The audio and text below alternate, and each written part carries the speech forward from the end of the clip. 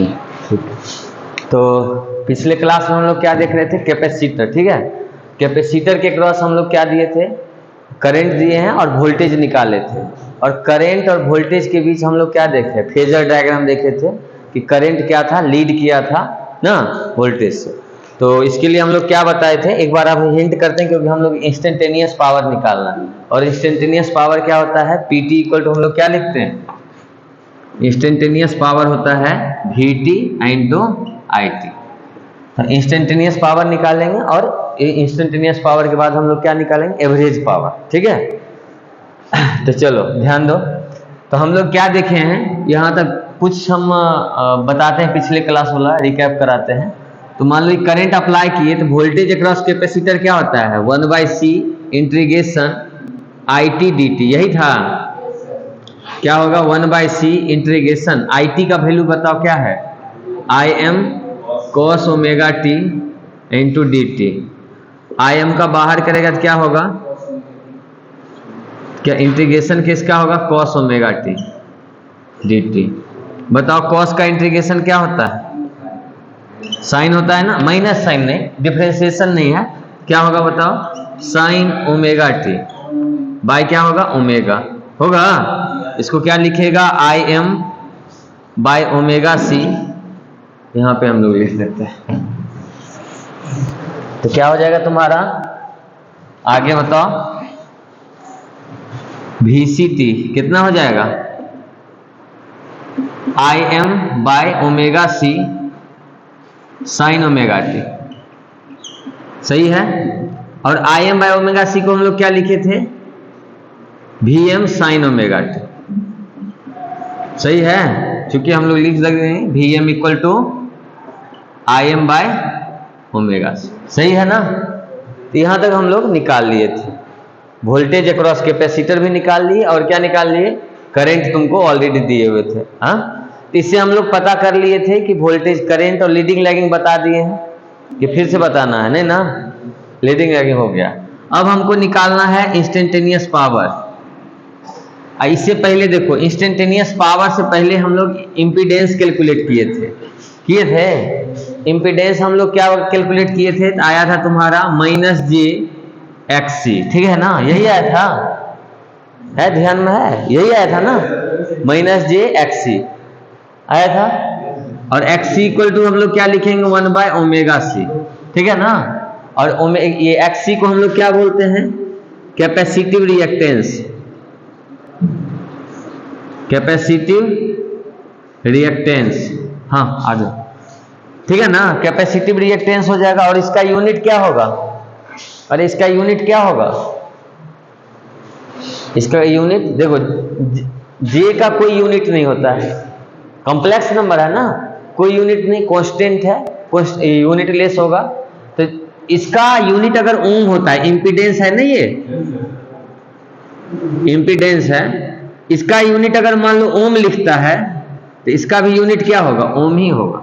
लेकिन यहां बताए थे कैपेसिटिव रिएक्टेंस हमेशा ओमेगा का क्या होगा, इनवर्सली प्रोपोर्शनल, ये ऑब्जेक्टिव में रहता है। ठीक है ना, ओके। तो हम लोग यहां से निकाल लिए इंपीडेंस। अब हम लोग को चाहिए क्या, इंस्टेंटेनियस पावर। क्या चाहिए, इंस्टेंटेनियस पावर मतलब पीटी चाहिए हमको। क्या चाहिए तुमको, पीटी। और पीटी इक्वल टू क्या लिखेंगे, वीटी वोल्टेज अक्रॉस कैपेसिटर, और करंट थ्रू क्या होगा, कैपेसिटर। करंट कितना जा रहा है ये, ठीक है। अब बताओ वोल्टेज कितना है, बताओ पीटी इक्वल टू, बताओ पीटी इक्वल टू वीटी कितना है, Vm sign omega T into, बताओ Im बताओ कितना होगा, ये IT क्या होगा, Im cos ओमेगा टी। तो यहां से तुम क्या निकालेगा, Vm Im sign omega T into cos omega T. सही है। यहां से हम थोड़ा और चेंज करते हैं, इसमें क्या करते हैं ना, 2 से डिवीजन करते हैं, 2 से मल्टीप्लिकेशन करते हैं। क्या लिखेंगे, Vm Im बाय 2, इधर लिख देते हैं 2 sign omega T into cos omega T. सही है। इसको लिख सकते हैं क्या, Vm Im/2, इसको क्या लिखेंगे साइन, इसको हम लोग लिख सकते हैं साइन 2 ओमेगा टी। सही है जी, लिख सकते हैं ना। हमारा पीटी का एक्सप्रेशन आ गया, और पीटी हम लोग को बताए थे तुमको इंडक्टेंस में, अगर तो सुना होगा, ठीक है ना। तो इंडक्टेंस में भी बताए थे कि इंस्टेंटेनियस, रेसिस्टेंस में भी चीज बताए, रेसिस्टेंस हो या इंडक्टेंस हो या कैपेसिटेंस हो, तीनों में जब हम इंस्टेंटेनियस पावर लिए थे तो वो क्या आ रहा है, सप्लाई फ्रीक्वेंसी का दुगुना आ रहा है, 2 टाइम्स हो रहा है। देख रहे हैं 2 ओमेगा टी है ना, 2 ओमेगा मतलब हाँ 2 टाइम्स हो रहा है। कॉल आ रहा है,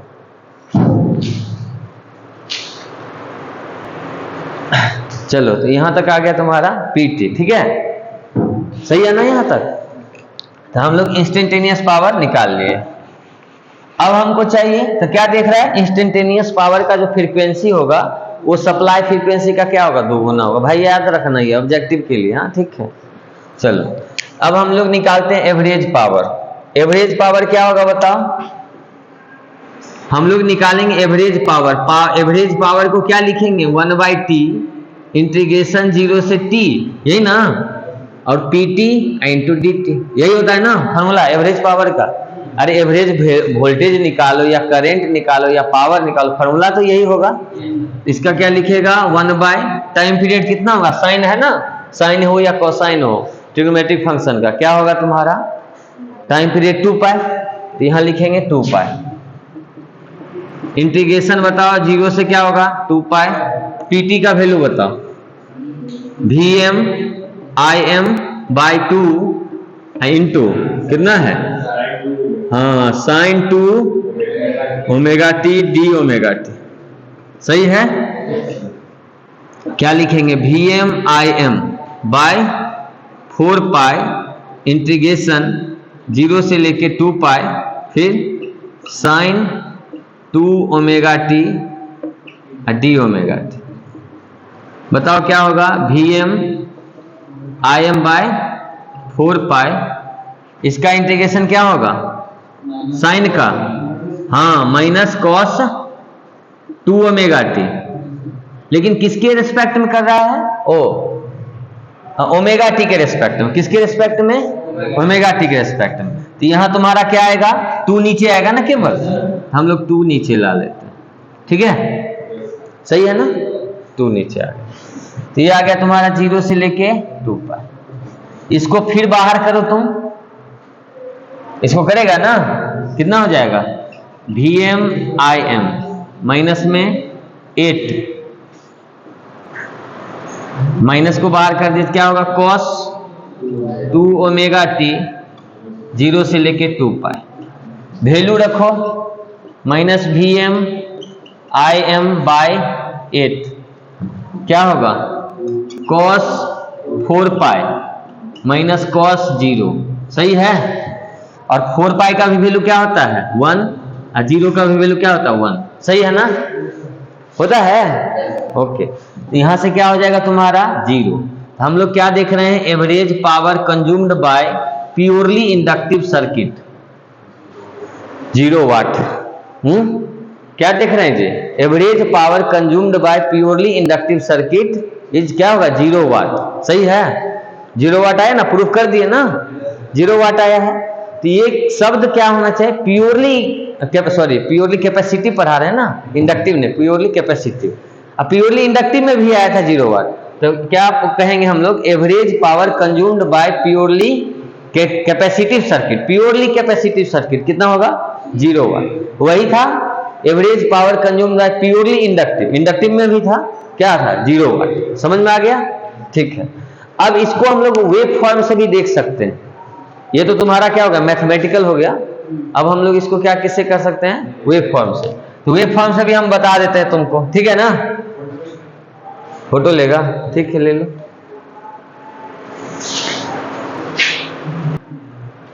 चलो तो इसका हम लोग वेव फॉर्म से भी देखते हैं कि 0 कैसे आ रहा है, ठीक है ना। ये यहीं पे हम हटाते हैं। अब देखो वेव फॉर्म समझो क्या होता है कि हमको किसका चाहिए? पीटी का चाहिए ना, पीटी का, पावर का। तो गौर सुनना, सबसे पहले बताओ, ये तुम्हारा ओमेगा टी एक्सिस है, हम किसका लेते हैं? टी ले रहे हैं, वोल्टेज अक्रॉस कैपेसिटर। क्या है तुम्हारा? साइन फंक्शन है। लैगिंग लीडिंग ऑलरेडी बता चुके हैं ना। करंट क्या होता है कैपेसिटिव सर्किट में? बोलो। हाँ, लैगिंग होता है। कैपेसिटिव सर्किट में करंट लीड कर रहा था, ठीक है, कितना डिग्री से? 90 डिग्री से। जब सर्किट तुम्हारा क्या होगा? Purely capacitive. अरे ये बताए थे यार तुम लोग तो। देखो, ये वोल्टेज लिए थे, ये करंट लिए थे, ये वोल्टेज और करंट के बीच में आया है। हाँ था 90 डिग्री। तो इसमें बताओ थीटा, वोल्टेज और करंट के बीच थीटा का वैल्यू कितना हो रहा है? 90 डिग्री। इसको समझना है तुमको। फिर से एक आता है तुम्हारा पावर फैक्टर। क्या आता है? समझ लो यहीं पे, पावर फैक्टर। पावर फैक्टर को हम लोग लिखते हैं cos फाई। क्या लिखते हैं? cos phi. समझो यहाँ पे पावर फैक्टर को क्या लिखते हैं? cos phi. मतलब कोसाइन एंगल ऑफ या एंगल बिटवीन, क्या लिखेगा? फाई क्या है तुम्हारा? एंगल बिटवीन है V एंड I। क्या है तुम्हारा? फाई क्या है तुम्हारा? Angle between V and I। Voltage और करंट के बीच कितना का एंगल डिफरेंस। अभी तुम्हारा कौन सा सर्किट लिए हैं? Purely capacitive. और प्योरली कैपेसिटिव में देखे थे, पिछले वीडियो में देख लेना, वोल्टेज और करंट के बीच कितना आया था डिफरेंस? 90 डिग्री था। इसका मतलब क्या लिखेगा? cos 90। और cos 90 का मतलब 0 0 0 आ जाएगा। पावर फैक्टर तुम्हारा कितना आ जाएगा? 0। अब यहां गौर से सुनना, कैपेसिटिव सर्किट जो है वो कौन सा है? लीडिंग एलिमेंट है कि लैगिंग एलिमेंट है? करंट लीड कर रहा है ना, तो यहां पर हम लोग कहेंगे पावर फैक्टर तुम्हारा क्या होगा? लीडिंग होगा। 0 होगा लेकिन कौन सा होगा? लीडिंग होगा। इंडक्टिव में क्या होगा? 0 होगा लेकिन लैगिंग नेचर का होगा। समझ में आ रहा है ना? तो पावर फैक्टर यूनिटी होता है कि किस में? पावर। ऑब्जेक्टिव में याद रखना है, पावर फैक्टर यूनिटी होता है। प्रूफ हम किए हैं, देख लेना। पावर फैक्टर यूनिटी होता है रेसिस्टिव सर्किट में। गौर से सुनो, पावर फैक्टर हम यहां लिख देते हैं, एक बार ध्यान रखना सब में। ये 3 चीज याद रखना है तुमको शॉर्ट में, ऑब्जेक्टिव के लिए। ऑब्जेक्टिव के लिए बता रहे हैं, सुनो ध्यान से, कि पावर फैक्टर, ठीक है, पावर फैक्टर यह पूरा लिख देते हैं हम लोग। पावर फैक्टर तुमको रेसिस्टिव सर्किट में, रेसिस्टिव सर्किट में तुम्हारा क्या होगा? 1। प्योरली रेसिस्टिव होना चाहिए। क्या होना चाहिए? प्योरली। यहां प्योर शब्द होना चाहिए, ठीक है ना? यहां लिख देते हैं प्योरली, प्योरली, प्योरली। फिर हम लोग देखेंगे प्योरली कैपेसिटिव या इंडक्टिव।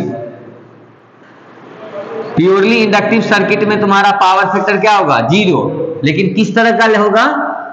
कैपेसिटिव सर्किट में करंट लैग करता है 90 डिग्री से, इसलिए यहां पे लिखेंगे लैगिंग नेचर। क्या लिखेंगे बताओ? लैगिंग नेचर का होगा। फिर तुम्हारा हम क्या लिखेंगे नेक्स्ट में? कि प्योरली कैपेसिटिव होगा।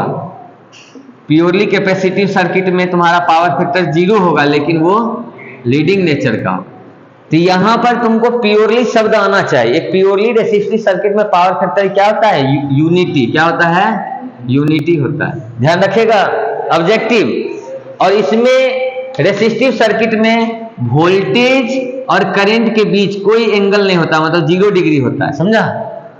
इसमें क्या होगा? दिख रहा है इंडक्टिव सर्किट में ये तुम्हारा करंट क्या करेगा? लैग करेगा। ये वोल्टेज है, ये क्या होगा? करंट होगा। तो यहां पर तुम्हारा करंट क्या करेगा? 90 डिग्री से लैग करेगा।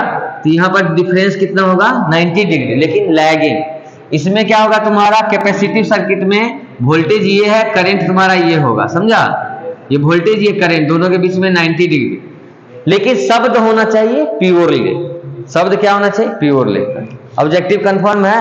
ऑब्जेक्टिव को बता रहे हैं, ठीक है। चलो अब हमको पढ़ना क्या है? पावर, जो एवरेज पावर हम लोग निकाले हैं, तो एवरेज पावर 0 आया, उसको हम लोग वेव फॉर्म से समझते हैं, ठीक है। तो वेव फॉर्म से समझो, ये तुम्हारा क्या है? किसका वेव फॉर्म हम लिए हैं बताओ? Vm sin omega T. ये तुम्हारा किसका है? Vt का है, ठीक है जी, समझो।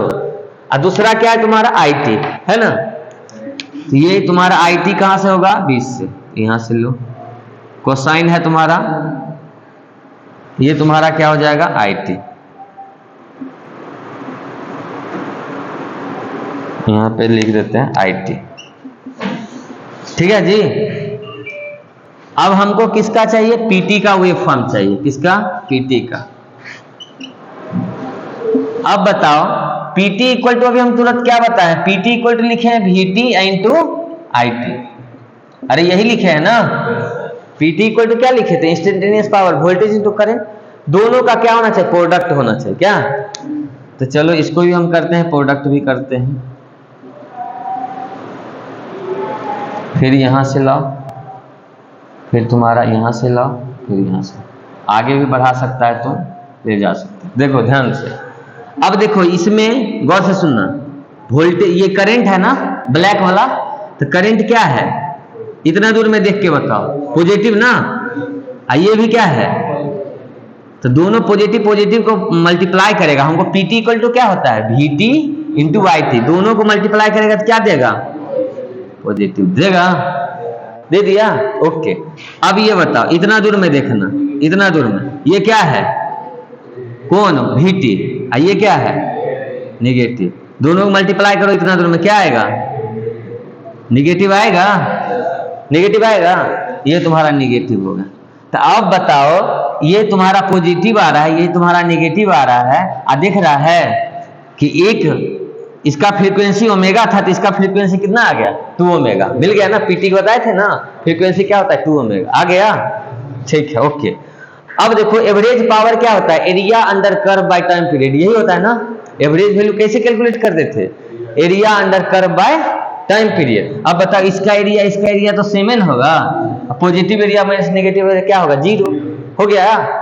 इसका मतलब बताता है कैपेसिटर जो होगा वो पॉजिटिव साइकिल में, ये पॉजिटिव साइकिल में क्या होगा, चार्ज होगा, और दूसरा नेगेटिव साइकिल में क्या होगा, डिस्चार्ज होगा। इसलिए टोटल पावर कंज्यूम बाय क्या होगा, प्योरली कैपेसिटिव सर्किट 0 हो गया। यहां तक समझ गया, ठीक है। ये एवरेज पावर हुआ।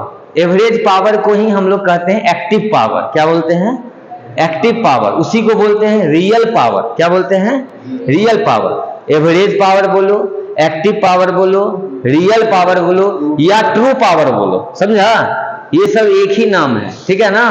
और इसका यूनिट क्या होता है, वाट, क्या होता है, वाट। वाट बोलो, या हायर रेटिंग है तो किलो वाट बोलो।